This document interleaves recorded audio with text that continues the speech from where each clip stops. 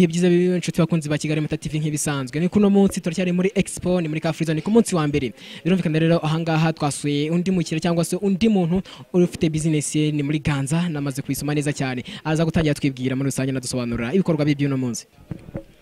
Amazina yanjye nitwa Ibyimana ikora Inosa nkaba nkorera muri company bita Ganza Fruits Processing Limited, tukaba dukorera Nyarutarama, tukaba dukora jus z'amatunda n'iz'ibinyomoro, tukaba dugira tomato ketchup, tugira n'imigati. Mu byukuri iyi jus ni jus umuntu yayiguza ayigura amafaranga 3500 arayijyana akayifungura, ifungura akavido ifungurwa na litiro 4 z'amazi.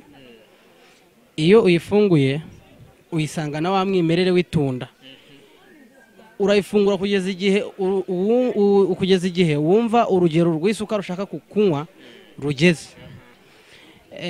Ikindi kandi ino jus nko kuba mama babyaye ibongerera amashereka, ikongera umubyibuho, ndetse hari n'indi vitamine iba mu itunda bita B complexe. Igihe utabonye sezame yagufasha mu kongera kuruhura ubwonko neza. Yes, birumvikana rero ni muri Ganza Fruits Processing Limited ikorera Nyarutarama. Rero ndashaka kuza kumubaza none tunasoza, ese ni buryo buhewa cyangwa se nukwe kuntu wabonye ino expo ino munsi uraza kwidusobanura neza, unatubwire ese uburyo bwo umunsi wa mbere urimo kubona umunsi wa kare wawe witeze gute?